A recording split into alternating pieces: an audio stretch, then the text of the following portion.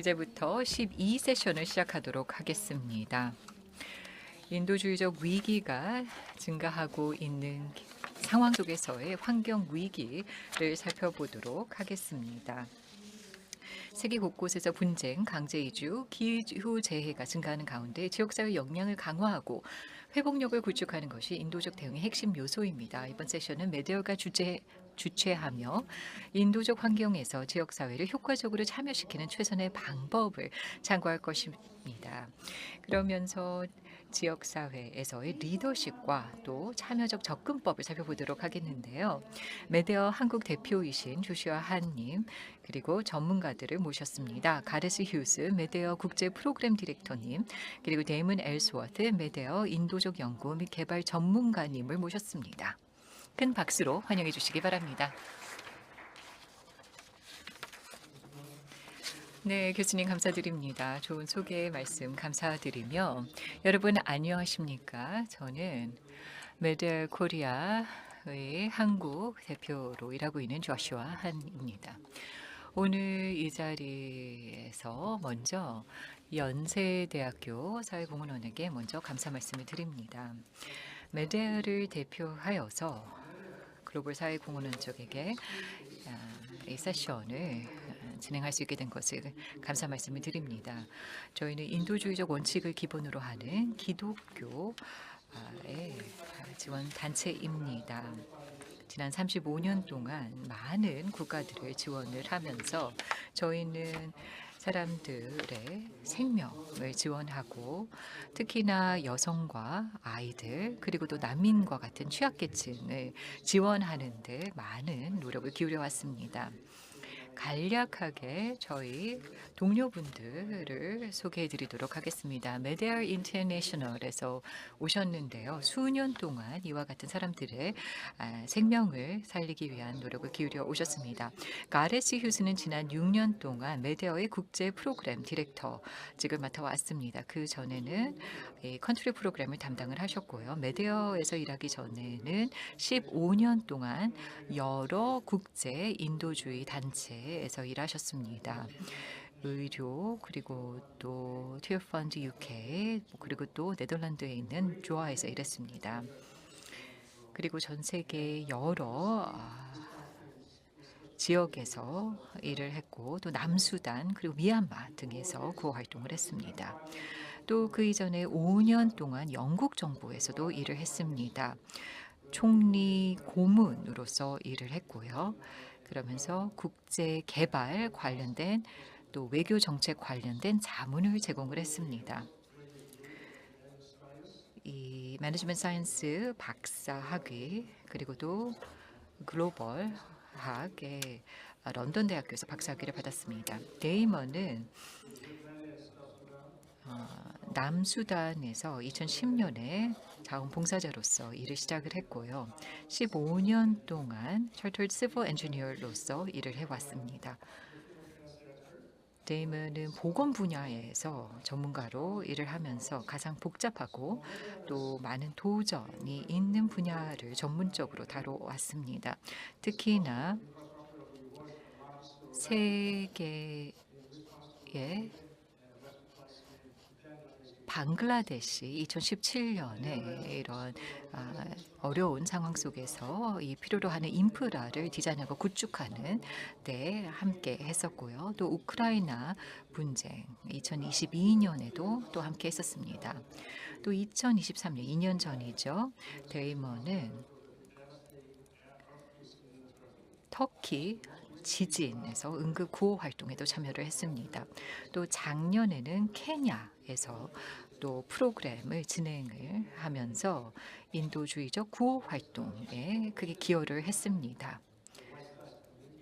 또 지역사회 참여 전략을 메데어 이 긴급 구호 팀을 위해서 전략을 설계하는데 핵심적인 역할을 해왔습니다. 그래서 오늘 많은 통찰력 있는 말씀을 해주실 것이라고 생각합니다.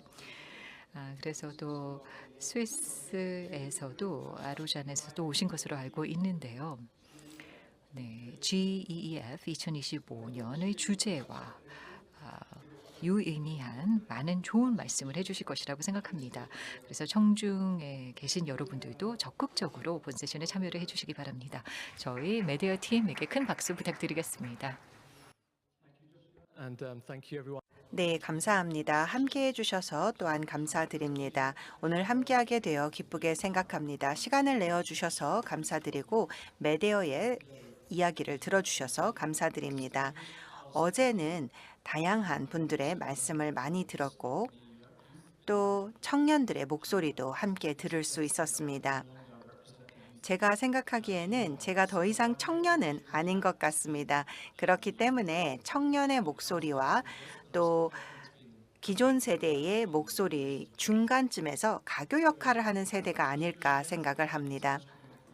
소개를 받은 것처럼 저는 메데어 국제 프로그램 디렉터로서 지난 5년 동안 메데어에서 함께 근무하고 있습니다. 그 이전에 제가 처음 사회에 발을 내디뎠을 때는 영국 정부 내에서 영국 총리 보좌관으로 근무를 했습니다. 영국 총리께 개발과 관련된 조언도 해드리고 아프리카와 관련된 조언을 하는 역할을 했고 차후에 이 자리가 아닌 해외 봉사를 가야겠다라는 결정을 해서 의사인 저의 아내와 함께 남수단으로 가게 되었습니다. 그곳에서 영양과 의료 프로그램을 지원하게 되었고 그게 벌써 16년 전입니다. 그 이후부터 다양한 국제 NGO에서 근무해 왔습니다. 오늘 오후 말씀을 드리면서 현재의 환경을 말씀을 드리고 싶습니다. 그런 말씀을 드리면서 지역사회 참여에 대해서도 말씀을 드리고 지역사회 참여를 잘 진행하게 되면 여러 지역사회의 격차를, 세대 간 격차를 축소할 수 있다는 말씀을 드리고 싶습니다. 특히나 메데어가 진행하는 사업들을 통해서 실질적 변화를 일으키는 사례들을 말씀드리고 싶습니다. 그 다음으로는 데이멘 웰레워스 전문가님을 모시고 우크라이나의 사례를 듣도록 하겠습니다. 뿐만 아니라 AI를 혁신적으로 사용을 해서 지역사회에 참여를 유도할 수 있는 방법에 대해서도 설명을 드리고 싶습니다. 가장 먼저 지난 몇 주 동안의 상황을 보면 많은 사람들이 인도주의 분야, 개발 분야에서 근무하고 있다면 걱정을 하고 계시리라 생각을 합니다. 왜냐하면 전 세계적으로 큰 변화가 있었기 때문이죠. 지난 30년 동안 점점 더 협업이 증진되어 왔고 또 다자주의 기관들의 가치가 더욱더 강조되면서 지속가능 개발 목표를 달성하기 위한 협업이 점점 늘어나고 있는 상황에서 지난 몇 주, 지난 몇 개월 동안 큰 변화가 생기게 되었고 이러한 가치, 이러한 방향성에 대한 의문이 제기되고 있고 생명을 구하는 활동조차 왜 국제적으로 책임을 져야 하느냐라는 질문이 제기되기 시작했고 지속가능 개발 목표도 전 세계가 같이 달성해야 하느냐라는 질문이 제기되고 있습니다. 이러한 상황 속에서 오늘과 같은 회의를 통해서 세계 협력의 중요성을 다시 한번 강조하고 SDG를 위해서 행동을 취하는 오늘과 같은 회의가 꼭 필요합니다. 지난 몇 주 동안 경험했던 또 하나의 변화는 전 세계적으로 재정 상황입니다.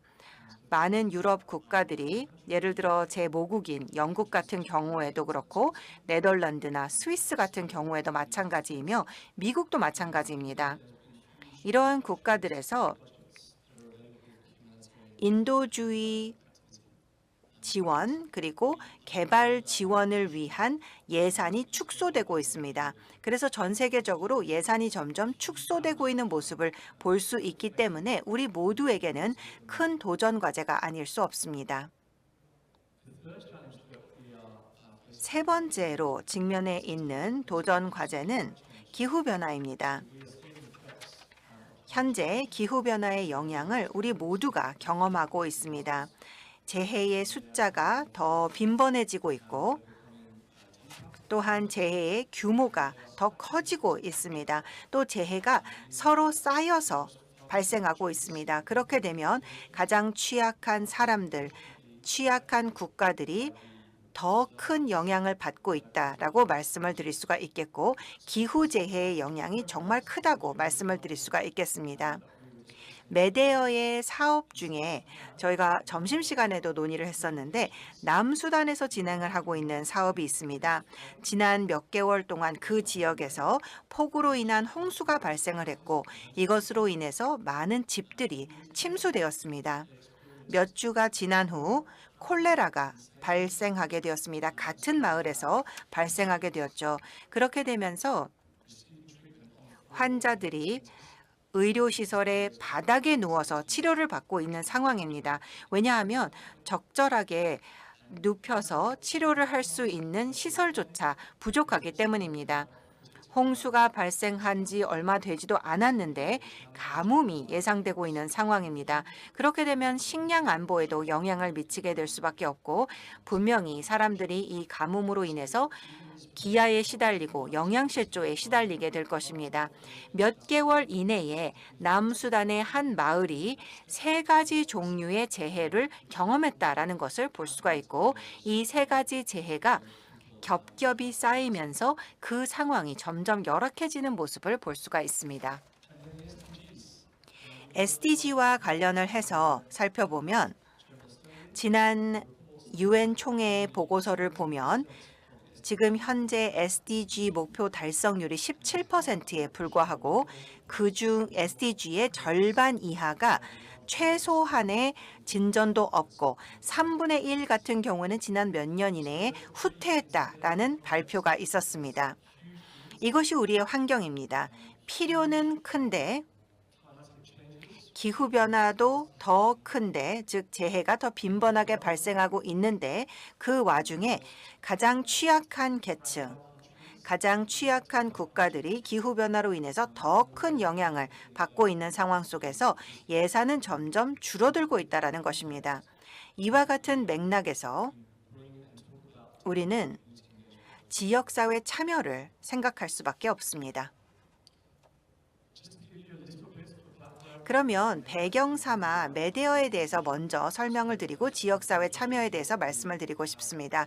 앞서도 소개를 해주신 것처럼 한국 사무소가 있습니다. 그런데 국제기구이고 지금 현재는 13개 국가에서 사업을 운영하고 있습니다.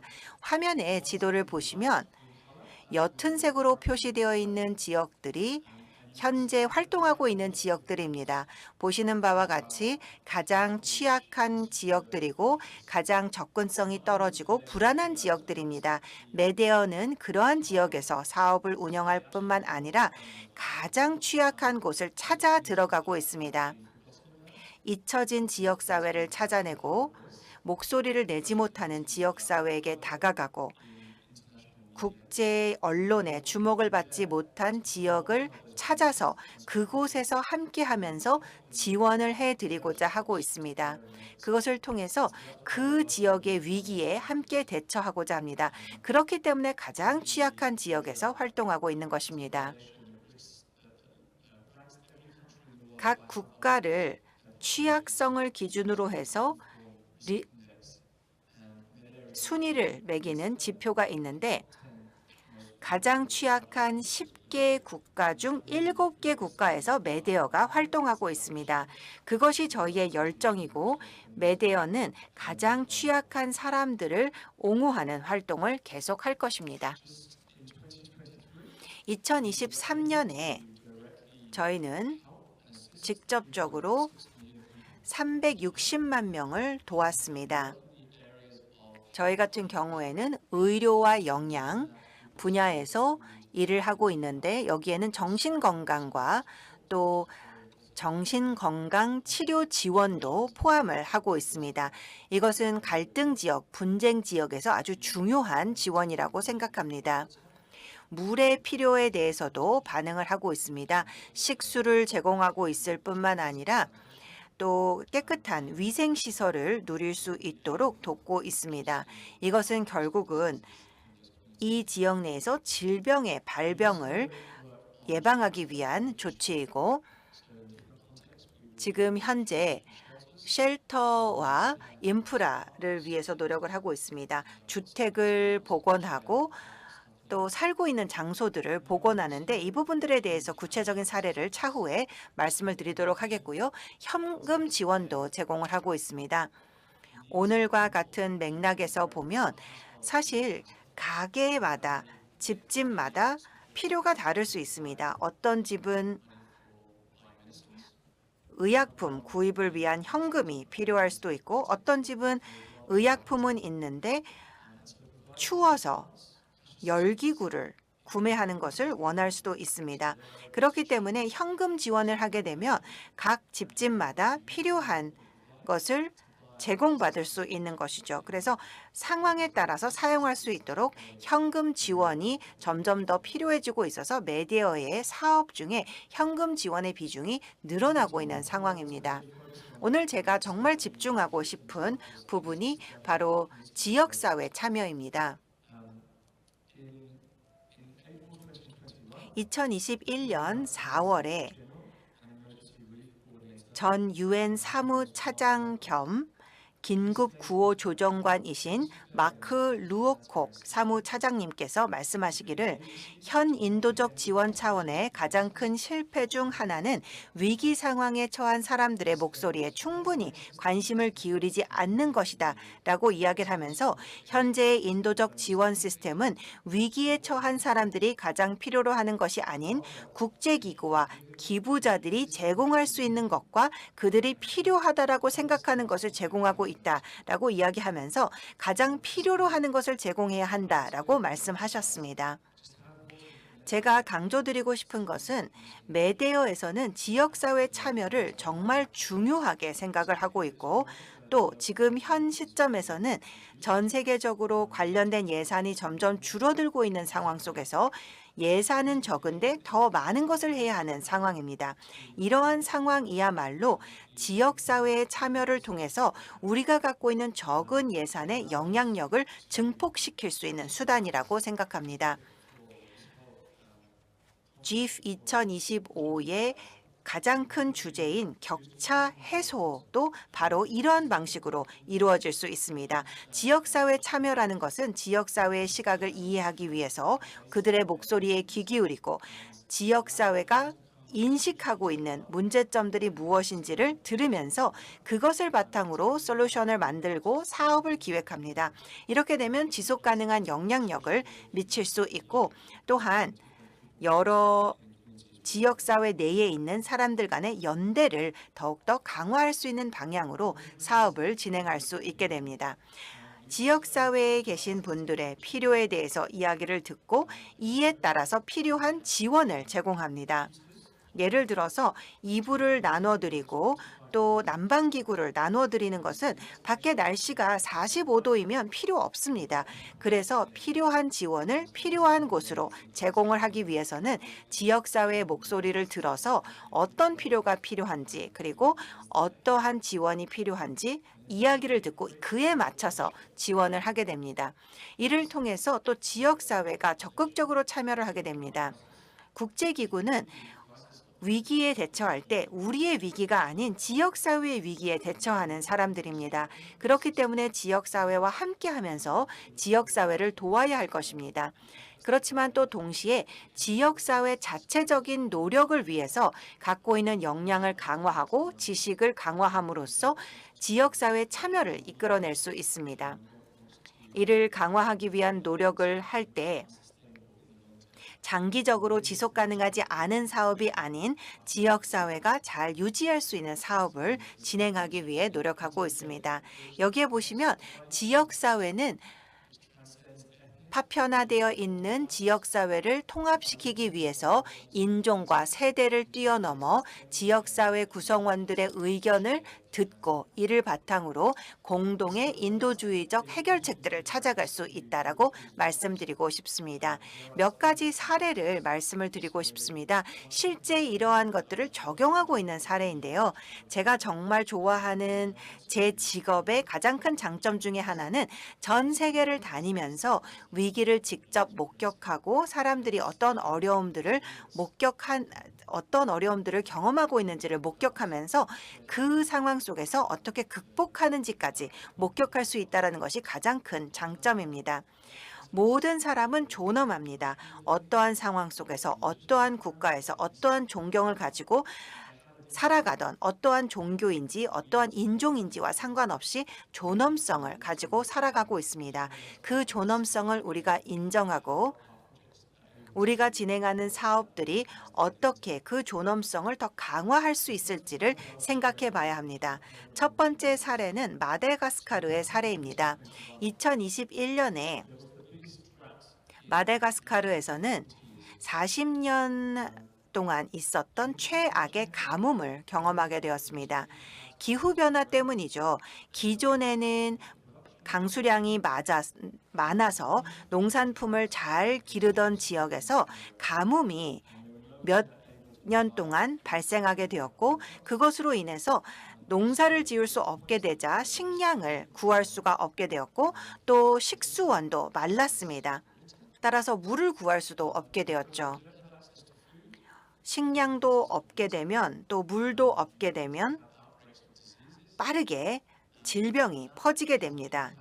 그렇게 되면 가장 취약한 계층, 노인과 5세 미만의 아동, 그리고 임산부 여성들에게 가장 큰 영향을 미치게 되었습니다. 이 사진 속의 모습을 보면 명양실조인 아동들을 스크리닝해서 체중이 미달인지를 검사하고 여러 가지 약을 제공하고 있습니다. 테이블 위에 약이 있죠. 이 약들은 고가의 의약품은 아닙니다. 그럼에도 불구하고 이 아동들에게는 목숨을 구할 수 있는 의약품입니다. 영양실조로 죽어가는 아이들에게 생명을 줄 수 있는 의약품입니다.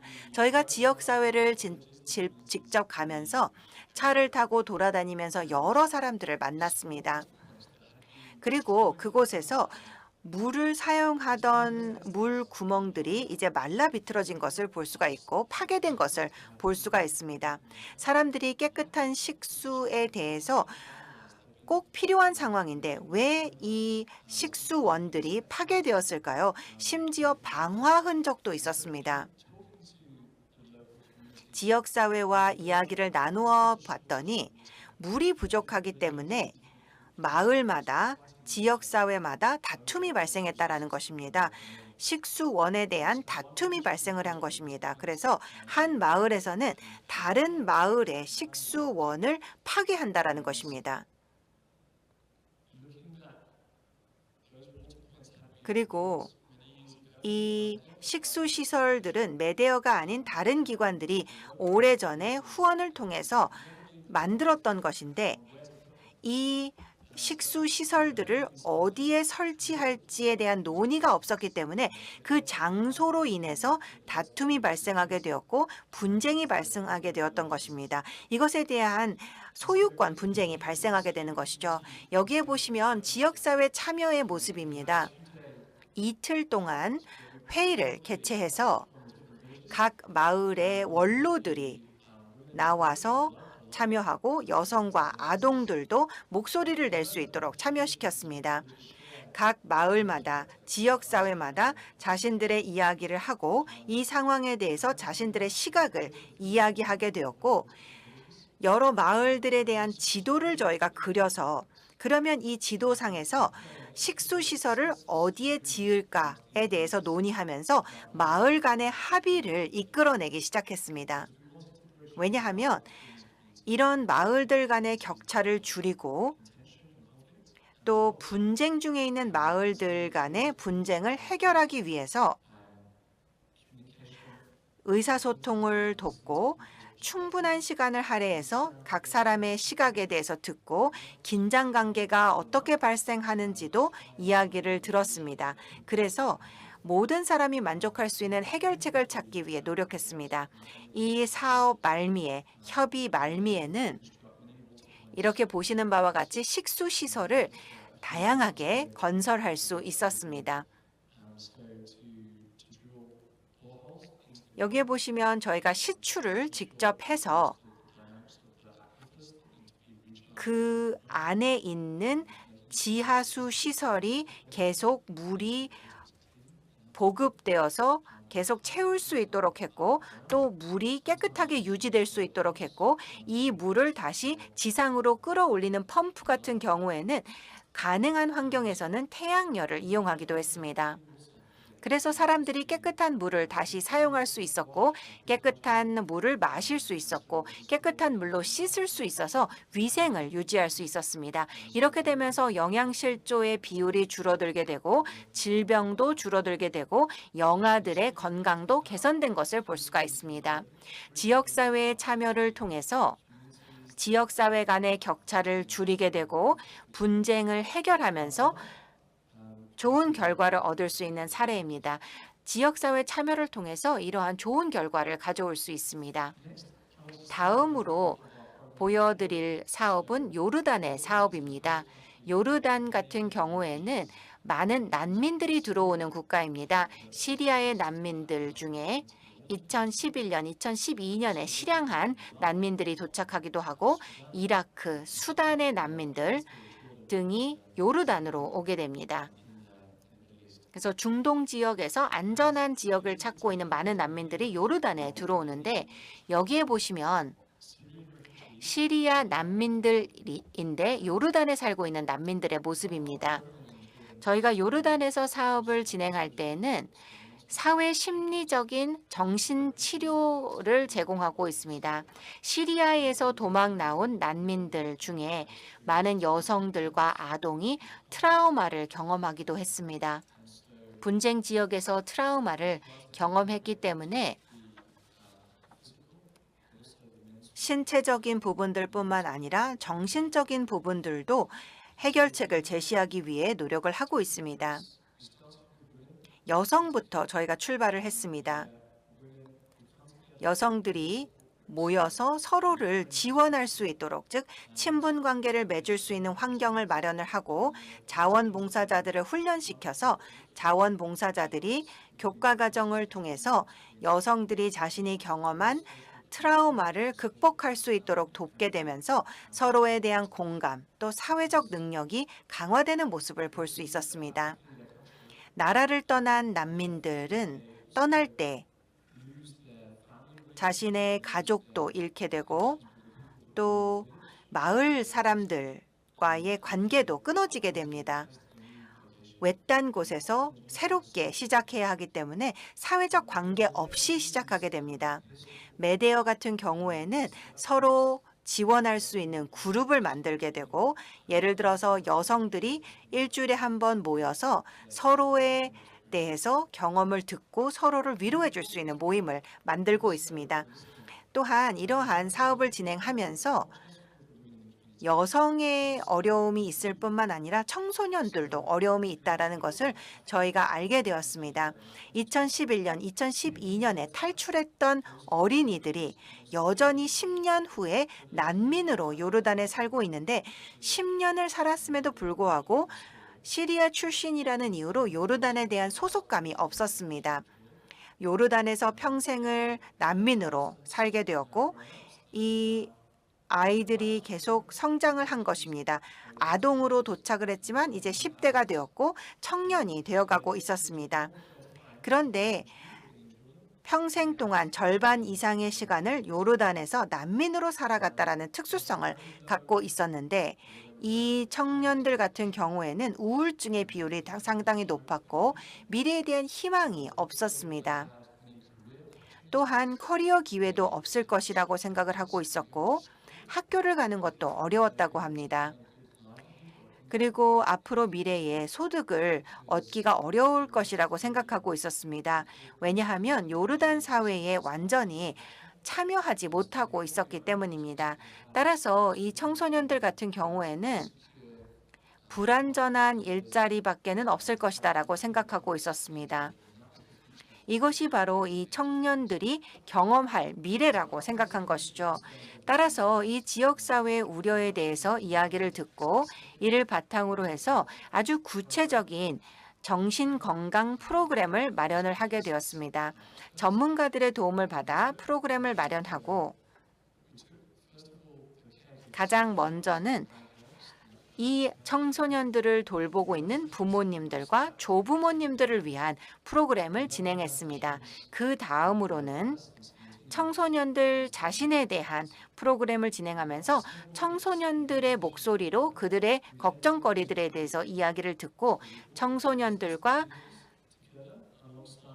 부모님 그리고 조부모님을 같이 하나의 프로그램으로 모아서 같이 공동 프로그램을 진행을 하게 되었습니다. 그렇게 되면서 두 세대 간의 격차를 축소시키고 서로 공감하게 되고 이를 통해서 사회적 연대를 더 강화할 수 있었습니다. 이것으로 인해서 청소년들이 자신의 목소리를 낼 수 있었고 과거에는 아무도 들어주지 않던 자신의 목소리가 들려지는 경험을 하게 되었습니다. 잘 들어주고 사회적 참여를 하고 지역사회의 참여를 유도하게 되면 우리의 지원을 실질적 필요에 맞춰서 진행할 수 있습니다. 이것을 하기 위해서 목소리를 내지 못했던 사람들의 목소리를 내는 것 또한 효과적인 결과라고 생각을 합니다. 마지막 사례를 듣고 저희 동료에게 마이크를 넘기도록 하겠는데요. 수단의 사례입니다.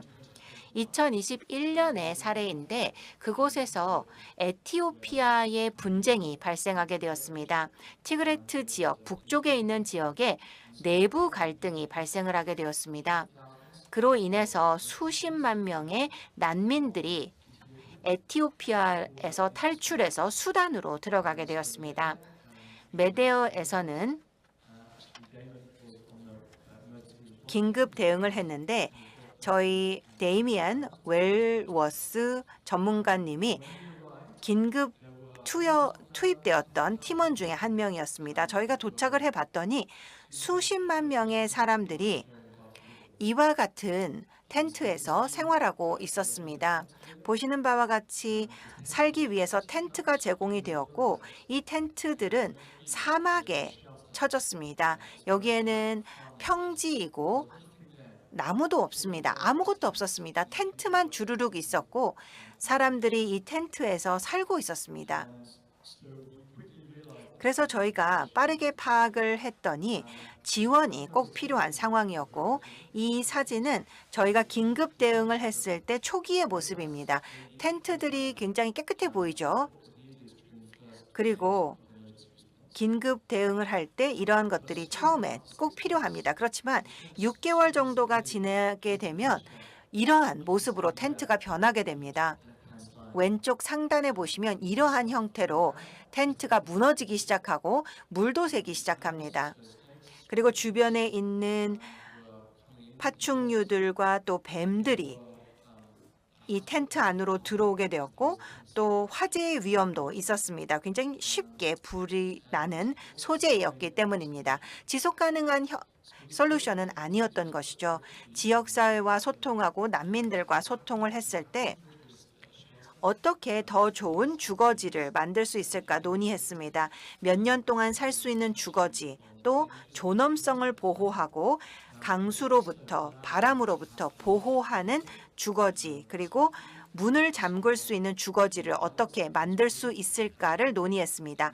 아동과 여성에 대한 폭력이 이 지역에서 너무나도 큰 문제였는데 텐트는 문을 잠글 수가 없습니다. 그것은 불가능합니다. 저희가 시도해봤는데 안 되더라고요. 그래서 실제 잠글 수 있는 주택을 만들어드리기 위해서 노력을 했습니다. 디자인을 빠르게 만들었고 또 저희가 실험을 해서 지금 보시는 오른쪽에 있는 것이 첫 번째 프로토타입입니다. 텐트와 비교해 봤을 때 정말 다른 모습이다라는 것을 보실 수 있습니다. 오두막 형태입니다. 물론 영국이나 한국에서 살고 있는 집과는 달라 보일 수 있습니다. 그런데 이 오두막 구조는 에티오피아와 수단에서 많이 사용하는 가옥의 구조와 비슷했습니다. 그래서 이 오두막 디자인이 현지에 익숙한 디자인이었고 또 예를 들어 지붕이 망가지면 벽이 망가지면 이것을 수리할 수 있는 형태의 디자인입니다. 따라서 이러한 형태의 오두막이 몇 년 동안 사용 가능한 오두막으로 존엄성을 보장해 줄 수 있을 것이라고 생각했습니다. 두 번째 프로토타입으로 넘어가게 되면서 이 지역은 홍수가 발생을 잘 하는 지역이라는 것을 알게 되었습니다. 그래서 우기에는 홍수가 발생하기 때문에 벽을 제대로 보호하지 못하면 벽이 무너질 수 있다는 것을 알게 되어서 벽돌로 실험을 해서 아래쪽에 물이 들어오지 못하도록 저희가 두 번째 프로토타입을 만들었습니다. 벽돌을 이용을 해서 아래쪽을 보강을 한 것이죠. 또한 여성들에게 권한 부여를 하기 위해서 여성만 참여할 수 있는 노동 그룹도 만들었습니다. 여기에 보시면 몇몇 여성들이 하나의 그룹을 형성을 하게 되면 이 여성들에게 벽돌 집을 짓는 방식을 가르쳐 드렸습니다. 그렇게 되면서 이 여성들이 소득을 얻을 수 있게 되고 돈을 벌게 되면 권한을 얻게 되고 다른 방식으로 돈을 벌지 않아도 이렇게 집을 지으면서 돈을 벌게 되면서 미래를 위해 준비할 수 있도록 여성 그룹들을 형성해서 기술을 가르쳐 드렸습니다. 그리고 마지막으로는 환경에 대해서 고려를 하게 되었습니다. 여기에 있는 이러한 형태의 벽돌 같은 경우 벽돌을 단단하게 만들기 위해서는 불이 필요하고 불을 내기 위해서는 많은 석탄과 나무가 필요했고 환경에 대한 오염이 많이 발생하는 형태의 벽돌이었습니다. 그래서 벽돌을 사용하는 것이 적절하지 않다. 환경에 좋지 않기 때문에 기후변화에 영향을 주기 때문에 더 이상 사용하지 말자라는 결정을 내리게 되고 세 번째 프로토타입으로 넘어가게 됩니다. 여기에 보시면 돌을 사용을 하죠. 이 돌들은 집 주변에서 가져온 돌들이었고 그래서 이 지역 내의 돌을 사용하는 것입니다. 이 디자인이 최종적으로 채택이 되었습니다.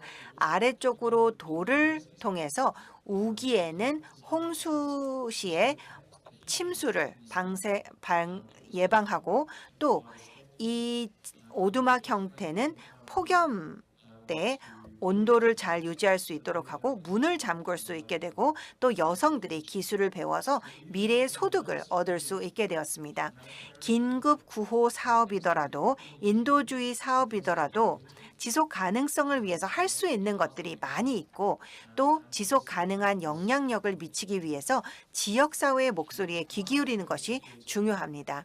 저희가 했던 것 중에 또 하나는 이곳은 난민 캠프였고 사업이 끝날 때쯤 거의 1,000채의 오두막을 지을 수 있었습니다. 각 오두막에 5명이 살고 있기 때문에 저희가 지원을 제공할 수 있었던 사람들의 숫자가 얼마나 큰지 생각해 보시기 바랍니다. 그들이 원하는 존엄성이 있는 지원을 제공해 드린 것이죠. 난민들뿐만 아니라 난민과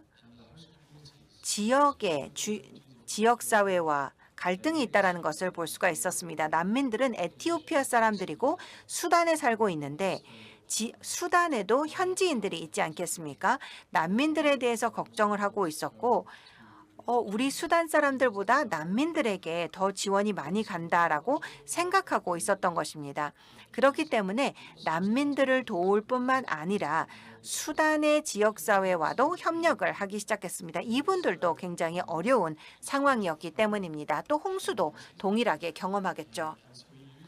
그렇기 때문에 참여적 리스크 매핑이라는 사업을 시작했습니다. 지역사회들이 함께 모여서 지역사회에 대한 지도를 그리고 그 지도 위에 어떠한 리스크가 있는지 표시를 합니다. 분쟁에 대한 리스크, 강수에 대한 리스크, 또 질병에 대한 리스크를 표시하도록 했습니다. 이 지도를 바탕으로 해서 어떤 지원이 필요한지를 파악을 했는데 가장 중요하게는 배수를 만드는 것입니다. 배수 시설을 만들어서 우기에는 물이 강으로 흘러 들어가도록 하는 것입니다. 홍수가 발생을 하게 되면 물이 고이게 되고 이것이 고이는 상황 속에서는 콜레라와 같은 질병이 생기게 되고 또 모기가 많아지면서 말레리아가 발생할 수도 있기 때문입니다. 지역사회와 함께 배수 시설을 설치를 했습니다.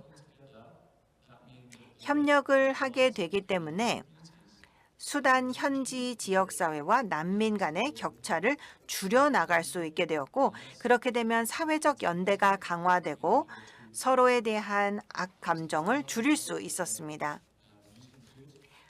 선을 이용하고 건설적 대화를 사용을 하고 사회적 참여를 이용하고 협의를 사용하고 지역사회의 참여를 유도함으로써 이를 바탕으로 지역사회에 있었던 격차를 해소할 수 있었습니다.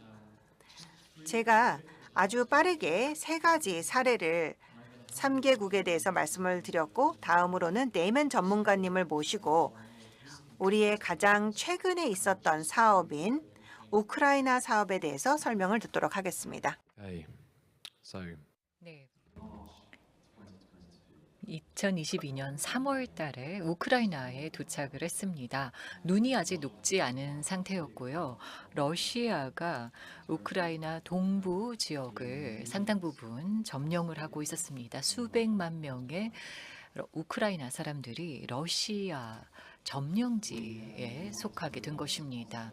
그래서 저희가 이제 대응을 해야 했었는데요. 어느 정도는 다시 이 지역을 회복을 하면서 지역 사회들이 10월 달, 11월이 되면은 다시 돌아오기 시작했습니다. 가장 최동부 쪽에 있는 러시아와의 국경선에 맞닿아 있는 지역이었습니다. 네, 제가 11월 달에 다시 한번 가게 됐을 때요. 이 국경선에서 20km 떨어진 곳이었는데 여전히 눈이 있었고요. 그러면서 지역 사회로 사람들이 돌아오고 있다는 것을 보게 되었습니다. NGO들이 아직까지는 도착하지 않았었고 그리고 이 지역 사회에 정부 지원이 충분치가 않아서 복원이라던가 그리고 복원 그리고 여러 가지 지원이 필요하다는 것을 볼 수가 있었습니다. 겨울을 나기에는 열악한 상황이었고 그러나 지역 주민들은 돌아오고 있다는 것을 알 수가 있었습니다. 그리고 또 분열이 이 지역사회 내에 존재한다는 것을 보게 되었습니다. 남아 있었던 사람들, 그리고 또 점령 기간 동안에 이 지역을 떠났던 사람들, 이 떠났던 사람들은 겁쟁이라고 비판을 받았습니다. 그리고 남았던 사람들은 또 떠났던 사람들에 의해서 그 점령군들에 동조했던 사람들이라고 또 비판을 받았습니다. 그래서 인도주의적인 개입이 필요했었고요. 또 지역사회에서의 이와 같은 분열의 문제가 존재하는 상황이었습니다. 이와 같은 인터벤션은 메데어가 혼자 하기는 어려웠습니다. 자동차로 접근할 수 있을 때에 5시간이나 걸렸고요. 다리는 거의 다 폭파되었었고 도로 상황이 열악했고 사이렌도 계속 울렸습니다. 11월 달에 110번 정도 사이렌이 울렸었습니다. 그리고 또 계속 폭격이 이루어지고 있는 상황이었습니다. 프로그래밍을 하기에는 굉장히 열악한 상황이었습니다. 그렇기 때문에 지역사회 차원에서 주인의식을 갖고 주도를 해 나가야 하는 상황이었습니다. 그런데 저희가 이 마을 주변에 보면은요, 3,500가구가 있었습니다. 이 주변에 5km까지 떨어진 곳까지 사람들이 있었고요. 그리고 또 폭격은 계속 이루어지고 있는 상황이었습니다. 그래서 3일 안에 어떻게 하는지 이야기를 해야 한다라고 얘기를 했죠. 제가 공급을 해주기 위해서는 저희가 라스트 마일의 물류를 담당할 수밖에 없다라고 이야기를 했습니다. 그래서 저희가 핵심적인 인도주의적인 파이프라인을 활용을 했습니다.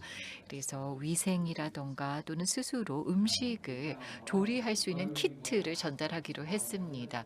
그 지역에서 천장이 부서지지 않는 집을 발견했습니다. 거의 기적과 같은 일이었는데요. 그래서 24개 의 로리를 저희가 확보를 하여서 이러한 물자들을 보관할 수 있도록 하였습니다. 그리고 저희가 한 학교를 찾아서 그 창고를 활용을 하여 저희가 물자들을 이제 유통시킬 수 있도록 했습니다. 지역사회에게 어떻게 물자들을 나눠줄 것인가 물었더니 저에게 굉장히 종합적인 계획을 이야기를 하더라고요. 그러면서 단합해서 이와 같은 물자들을 공급하게 되었습니다. 놀라운 일이었죠. 굉장히 많은 사람들에게 나눠줄 수가 있었습니다. 저희가 혼자 했다면 결코 해내지 못했을 것입니다. 지역사회 차원에서 주도적으로 이 프로젝트를 진행하게 되었습니다. 숙소효과가 일어나게 된 것입니다. 이들이 주인의식을 갖고 진행했기 때문에 가능했었고요. 굉장히 많은 영감을 주는 경험이었습니다. 네, 저희 가장 친한 친구, 베스트 프렌드는요, 저희는 항상 모든 것에 동의를 합니다. 의견이 항상 일치합니다. 제가 뭔가를 물으면요, 항상 제 의견에 따라줍니다. 그리고 항상 동의를 하죠. 저희 가장 가까운 친구들, 우리 지역사회들, 저희는 항상 동의를 합니다. 그러나 여기서는 사실 그러한 쉬운 상황이 아니었죠. 어려운 상황이었습니다. 아마 입장이 다를 수도 있었겠습니다. 그럼에도 불구하고 이들은 단합을 했었습니다. 그래서 변화를 위해서는 지역사회가 무엇이 중요한지를 인지했을 때 그때에 정말로 변화가 일어날 수 있다는 것을 깨닫게 되었습니다. 네, 여러분들은 어디 출신이고 연령은 어떻게 되십니까? 성별은 어떻게 되시죠? 네, 여러분들 중에서 5세 이하의 자녀가 있으신지요? 그리고 혹시 지난 72시간 내에 설사를 경험을 하셨는지요? 만성 질환을 갖고 계십니까? 질병을 앓고 계십니까? 또 아이들을 오늘 밤 안전하게 보호할 수 있겠습니까? 내일 드실 음식이 있으십니까? 식량이 있으신가요? 저희가 일상적으로 질문하는 질문지의 일부입니다. 저희가 지역사회 리더들 그리고 대표들과 이러한 질문 인터뷰를 하고요. 포커스 그룹 질문도 하게 됩니다. 그리고 또 의견이 일치하지 않는 것을 보면 진실에 다다르고 있구나라는 것을 보기 때문에 오히려 반가워합니다. 그리고 또한 이 목표 타겟 대상 을 비례하는 표본을 뽑아서 또 저희가 조사를 하기도 합니다. 또 지역사회에게 이 2시간에서 3시간 정도 트레이닝을 제시하기도 합니다. 또 이 표본을 대상으로 100에서 500 가구를 대상으로 조사를 해야 한다라고 이야기를 하고 트레이닝을 시킨 다음에 이 사람들, 트레이닝을 받은 사람들이 설문조사를 또 하게 됩니다. 이러한 설문조사들을 진행을 할 때요. 사실 이 질문들을 보면은요. 이 질문을 누가 하느냐를 생각을 할 때요. 글을 읽을 줄 알아야만 글을 읽고 할 수가 있습니다. 그러나 글을 읽지 못한다면 사람을 통해서 하게 되죠. 이 설문조사를 하는 이유는 데이터가 필요하기 때문입니다.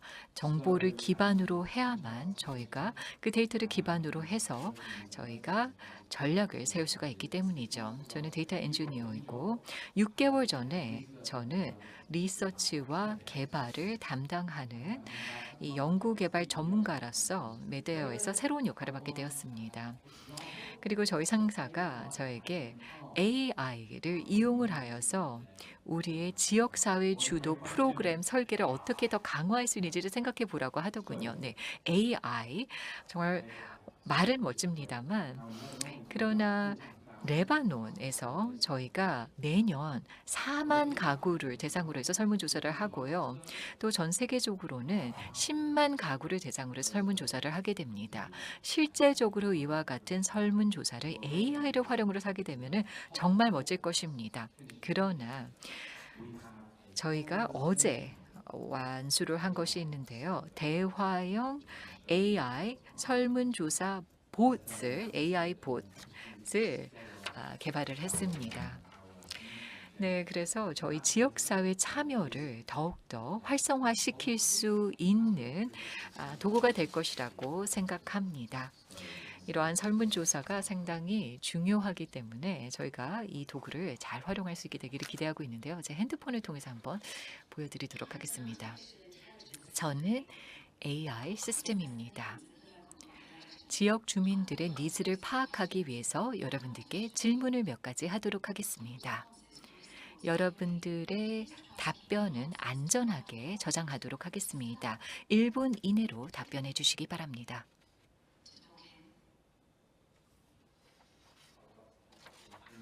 영어로 이야기하겠습니다. 좋습니다. 그러면 설문조사를 영어로 진행하겠습니다. 어떠한 이름으로 불리기를 원하십니까? 살리마로 불러주십시오. 저는 수단에서 왔습니다. 그리고 최근에 난민이 되었습니다.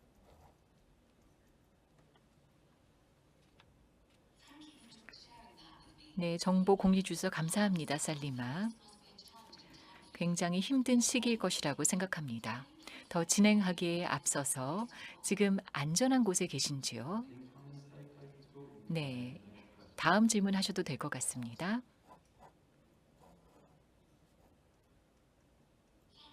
네, 감사합니다, 살리마.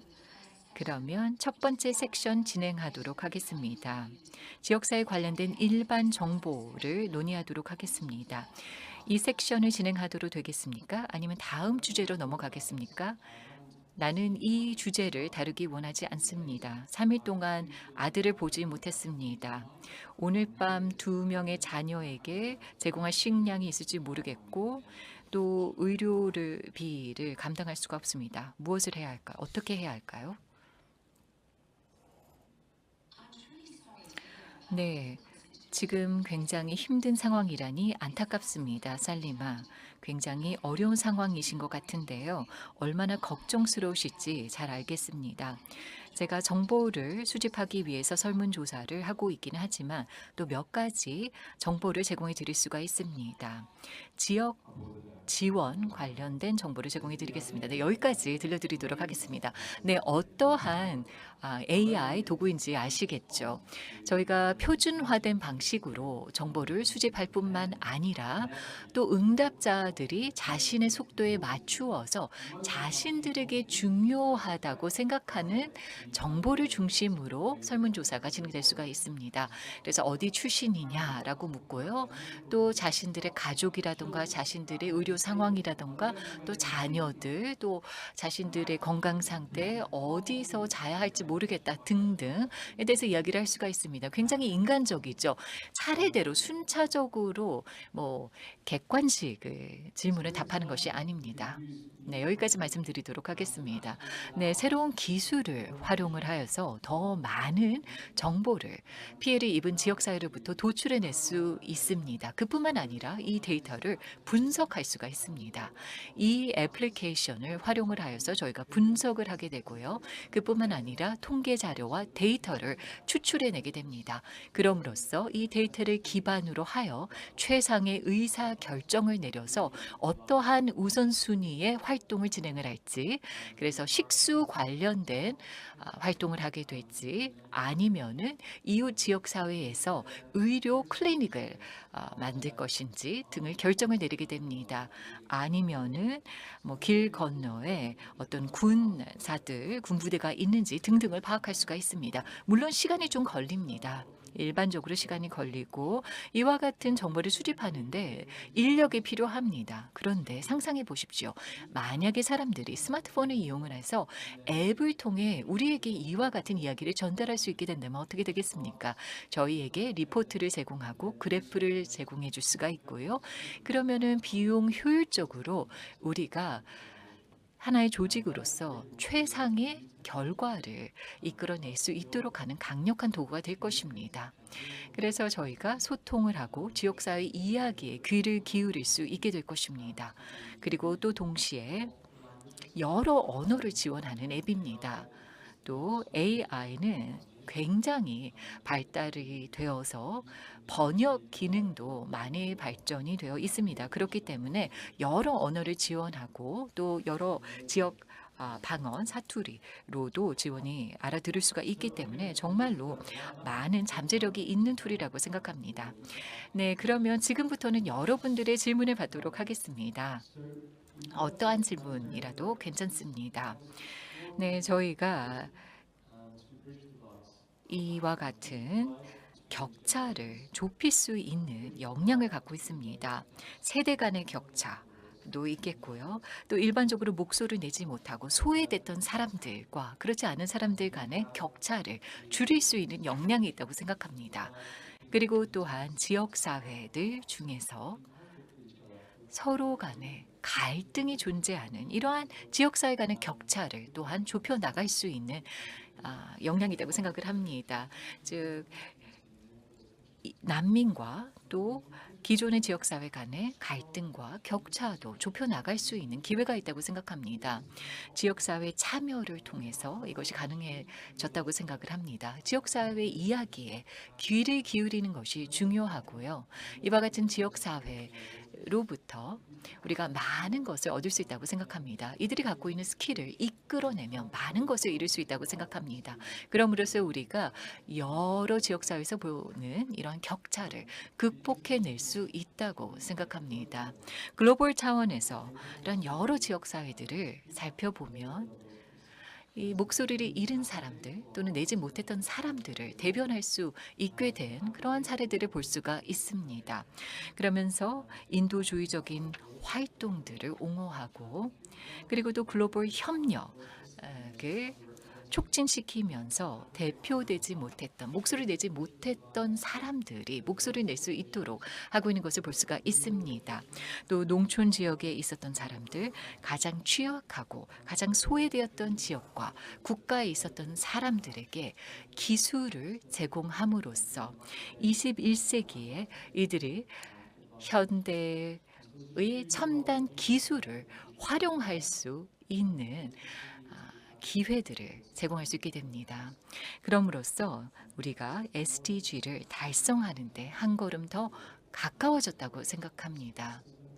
물론 다자 협력에 대한 회의론이 늘어나고 있는 가운데 우리가 그 어느 때보다도 더욱더 우리가 하고 있는 역할을 더 강화해야 한다고 생각을 합니다. 이것으로 마치도록 하겠습니다. 감사합니다. 네, 좋은 말씀 해주신 게리스와 데이먼에게 감사 말씀 드립니다. 좋은 지역사회와 관련된 말씀을 해주셨는데요. 네, 지금 시간은 한 2분 정도밖에 남지 않았지만은 그래도 청중들이 질문을 받도록 하겠습니다. 질문할 수 있는 기회를 주셔서 감사합니다. 저는 KFHI에 몸담고 있는 시은이라고 합니다. 그곳에서 인도주의 업무를 담당하고 있습니다. 저희 팀은 마다가스카르에서 3개년 사업을 진행할 예정입니다. 코이카의 재정 지원으로 프로그램이 진행될 예정인데 기후난민 사업이 진행될 예정입니다. 저희가 발견한 이슈 중에 하나는 이 지역사회가 고립이 되어 있고 취약한 이유가 여러 국제기구들이 더 이상 지원을 안 하기 때문이라는 것을 알게 되었습니다. 이 지역사회 같은 경우에는 지원을 받는 것을 너무 당연하게 생각한다라는 평가가 있는 것 같습니다. 그렇기 때문에 오너십을 확보하는 것이 중요하다고 생각합니다. 따라서 어떤 사업을 진행할 때 그 지역사회가 적극적으로 그 프로그램의 주도권을 가지고 또 자신들의 프로젝트라는 인식을 가지고 진행할 수 있도록 하는 방식이 있는지 궁금합니다. 네, 저희 같은 경우에는 비슷한 사업을 진행을 하고 있습니다. 저희가 이 사례에 대해서 말씀드릴 수 있는 것은 한국과 저희가 진행하는 프로젝트가 있는데 식수 시설을 건설하고 미래에 이것을 어떻게 유지 보수할지에 대해서 고민을 하고 있습니다. 예를 들어서 메데어 같은 경우에는 국제기구이고 메데어가 만약에 지원을 하게 되면 예를 들어 5년, 10년, 20년 후면 메데어가 그곳에서 철수를 하겠죠. 따라서 지역사회 내에서 그 시설을 유지 보수할 수 있는 역량 개발도 같이 만들어 주어야 하고 또 펌프의 작은 부품이라든지 혹은 태양광 패널을 교체할 수 있고 또 구할 수 있는 능력을 배양해야 합니다. 따라서 저희가 어떤 시설을 구축할 때에는 유지 보수에 대한 훈련도 진행을 하고 미래에 어떻게 유지 보수를 위한 부품을 공급할 것인지도 같이 고민을 합니다. 건설을 하고 알아서 해라라고 하는 것이 아니고 그것에 대한 대책을 세우고 있습니다. 마다가스카르 같은 경우에는 지역사회의 당국에 그 물 시설들을 맡기게 됩니다. 그래서 그 지역의 수도를 관장하고 있는 정부 당국이 유지 보수를 담당하도록 하고 있습니다. 그런데 저희가 일하고 있는 일부 지역에서는 지역사회가 이에 대한 관리 능력이 부족하고 또 역량이 부족해서 유지 보수를 못하는 경우도 있습니다. 그런 경우에는 지역사회와 협력을 해서 만약 이 마을에 있는 모든 가정이 이 물 시설로부터 혜택을 얻고 있다면 매월 1달러 혹은 2달러를 기부하면 어떻겠냐라고 해서 이것을 마을 모금함에 넣게 됩니다. 누군가는 이 모금액을 관리해서 이 모금액을 이용해 부품이 필요하다면 부품을 구입해서 사용하도록 하고 있습니다. 이러한 방식을 통해서 단순히 시설을 하나 만들어주는 것이 아니고 그와 관련된 하나의 시스템을 만들고 또 이것을 계속해서 지역사회가 관리할 수 있도록 돕고 있습니다. 네, 감사합니다. 한 2분 정도 더 할애를 해도 될 것 같은데요. 혹시 추가 질문 있으십니까? 뒤쪽에 한 분 계신 것 같은데요. 네, 안녕하십니까? 훌륭한 발표 감사드립니다. 질문 드리겠습니다. 네, 앞서서 발표 서두 부분에서 말씀을 하신 것 같은데요. 정치적인 분위기가 바뀌고 있고, 그리고 또한 인도주의 펀딩과 관련돼서 좀 불안정한 상태인 것 같습니다. 그런 상황에서 메데어 그리고 또 인도주의 지원 단체가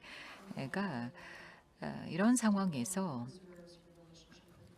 지역사회들과의 관계를 어떻게 보존하고 있는지요. 다시 말해서 지역사회가 여전히 자신들이 주도권을 갖고 있고 이런 상황에서도 펀딩이 상황이 그렇게 녹록지 않은 상황에서도 역시 이들이 주인의식을 갖고 계속 주도권을 갖고 있다는 것을 어떻게 소통할 수가 있는지요. 네, 좋은 질문 감사드립니다. 사실 상황이 어려운 상황은 맞습니다. 메데어는 우리 현재의 프로젝트를 모두 다 검토를 하고 있고 그리고 가장 중요한 생명을 살리는 그런 활동들에 중점을 두고 있습니다. 그래서 이 기술 전문가들, 즉 워시 부문 그리고 또 이 정신 건강 상담, 심리 상담 등등 분야에서의 활동들을 살펴보면서 정말 가장 생명을 살리는 데 있어서 가장 핵심적인 지원 활동들의 우선순위를 일단 책정을 했습니다.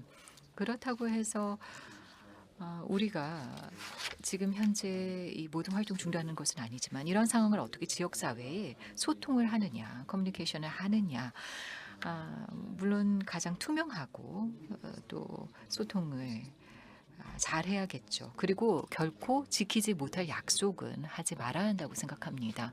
지금 현재 과연 이 활동을 장기적으로 계속 이어갈 수 있을지 모르겠다. 지금 현재로서는 이 활동을 중단할 수밖에 없다. 그리고 우리도 우리의 서포터로부터 더 추가적인 정보를 기다리고 있는 상황이고 우리가 만약에 다시 활동을 재개할 수 있게 된다는 정보를 얻게 되면 말씀을 드리겠다. 지금 현재로서는 최우선 순위인 생명을 살리는 활동에 주력하기로 했다라고 이야기를 합니다. 그러면서 가장 중요한 것이 어딨냐, 어느 부분이냐, 다시 말해서 생명에 있어서 가장 중요한 활동이 어떠한 것이고 여러분들이 보시기에 가장 우선순위 활동이 무엇이라고 생각하느냐고 묻습니다. 그 인풋을 갖고 저희 어드바이저들과 논의를 해서 어떤 활동들을 계속 이어가야 하는지를 논의를 하게 되고요. 지역사회 내에서의 리더들과 그리고 또 여성단체들과도 이야기를 나누고 그리고 또 이 지역사회들과 계속해서 논의를 하고 업데이트를 공유를 하는 등의 방식, 접근법을 취합니다. 네, 시간이 부족한 점 사과드립니다. 지금 시간이 다 됐습니다. 다시 한번 참여해주신 여러분들 모두에게 감사 말씀드립니다. 참석자 여러분 감사드리고 메데어에서 말씀을 해주신 것처럼 지속적인 관심 부탁드리고 또 기도도 부탁드립니다. 분명히 인도주의적 지원이 필요합니다. 지금 현재 전 세계적으로 3억 명 정도가 지원이 필요한데요. 하나님의 축복이 있기를 기대하고 있습니다. 말씀 감사드립니다. 또 지역사회 참여 솔루션이 얼마나 중요한지를 강조해 주셔서 감사드립니다. 짧은 휴식 시간을 취한 후에 다음 세션에서는 김기현 교수님께서 진행을 맡아주시겠습니다.